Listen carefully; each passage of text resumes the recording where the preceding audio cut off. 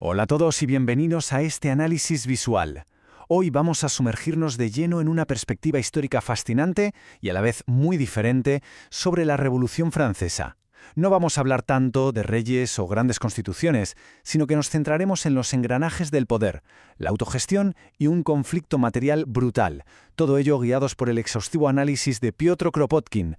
Fijaos en esta cita. Es una condena bastante dura a los llamados anarquistas por parte del líder girondino Jacques-Pierre Brissot.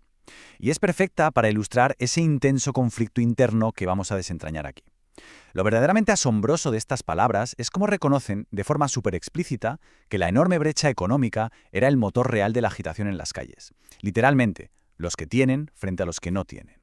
Bueno, para darle sentido a toda esta complejidad, vamos a dividir nuestro recorrido en varias etapas clave. Empezaremos hablando de cómo se construye esta historia desde la base, para luego entender cómo ocurrieron dos revoluciones al mismo tiempo. Después analizaremos la economía de supervivencia, el concepto del doble poder, cómo la burocracia acabó asfixiando todo esto y, por último, qué lecciones estratégicas podemos sacar de todo el proceso. Arrancamos con nuestro primer punto, la historia desde abajo, para ver exactamente cómo Kropotkin construyó esta visión tan particular y fundamentada. Resulta que Kropotkin no se sacó esta teoría de la manga. Se pasó 20 años, literalmente 2 décadas, investigando minuciosamente en los archivos del Museo Británico para ofrecernos una alternativa a la típica historia centrada únicamente en el Estado. En vez de limitarse a copiar los grandes discursos de los políticos, rastreó algo mucho más terrenal, la vida cotidiana y las acciones directas de los trabajadores para descubrir qué estaba pasando realmente a pie de calle. Esto es muy interesante, porque marca una diferencia brutal con otros historiadores. Por un lado, la historia liberal tradicional, con figuras como Jules Michelet, veía al pueblo casi como una fuerza poética, idealizada. Luego tenemos el enfoque marxista de Hobsbawm, centrado más en esa transición histórica hacia el capitalismo. Pero la visión de Kropotkin, la visión libertaria, va por otro lado. Analiza de forma imparcial y muy directa las demandas económicas del día a día y cómo la gente común tomaba decisiones por su cuenta para sobrevivir. Y esto nos lleva a un punto clave de este análisis. La idea de que en el año 1789 no hubo una sola revolución unificada, sino dos revoluciones paralelas que chocaban constantemente entre sí. Aquí es donde vemos la inmensa brecha que separaba a estas dos facciones. Pensemos en ello. Por un lado, la burguesía comercial buscaba hacerse con el control del Estado, para centralizarlo, crear mercados totalmente libres y proteger a rajatabla la propiedad privada. Pero claro, por otro lado, teníamos a los campesinos y a los pobres de las ciudades. Sus objetivos eran muchísimo más inmediatos. Necesitaban recuperar las tierras comunales, querían precios justos para poder comer ese mismo día, y exigían acabar de raíz con los derechos feudales sin tener que pagar ninguna indemnización a los nobles. Eran mundos totalmente distintos. Entremos ahora a ver cómo funcionaba en la práctica esa economía de las calles, basada pura y duramente en la autogestión y en lograr la subsistencia. Aquí aparece un concepto que resulta fascinante de analizar: el comunismo en el consumo. Fue defendido por los grupos más radicales de la época, los conocidos como enragés, y partía de una premisa clarísima: lo que es indispensable para vivir tiene que ser de todos. Y bueno, en la práctica esto no era solo teoría de salón.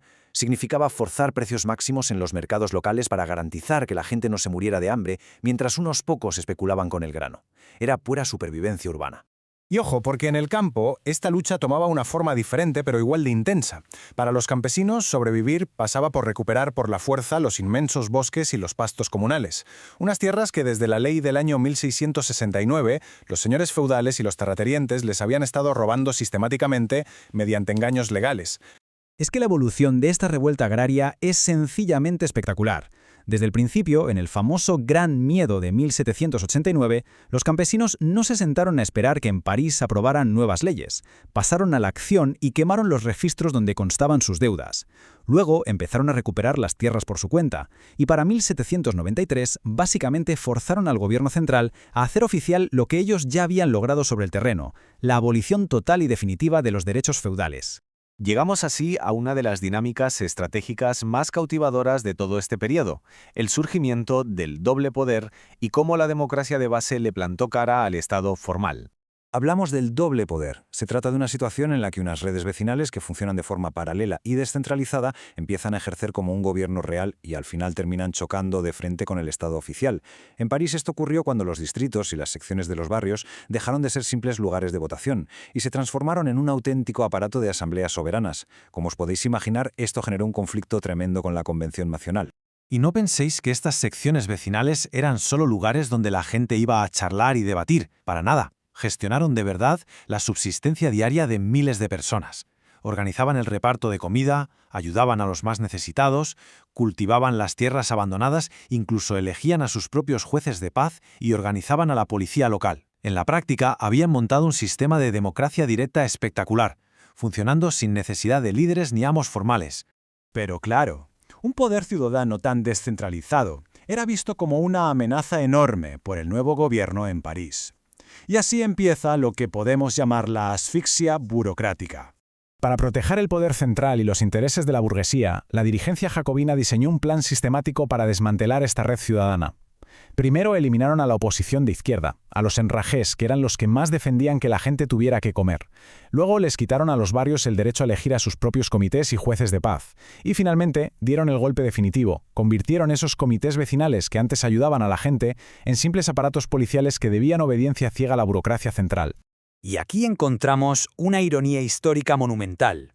Al convertir esas asambleas locales tan vivas en estructuras burocráticas y policiales totalmente rígidas, la élite revolucionaria asfixió la mismísima energía popular que los había llevado al poder.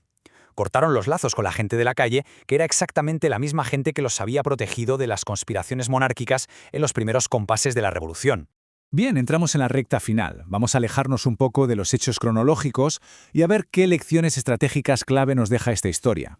Analizándolo desde una perspectiva puramente estratégica, los fallos del gobierno revolucionario son clarísimos.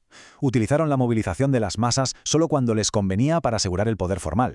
Pero luego priorizaron los derechos de propiedad por encima de la igualdad material y centralizaron todo el control, ahogando por completo la iniciativa local. ¿El resultado? Pues que alienaron totalmente a su base popular.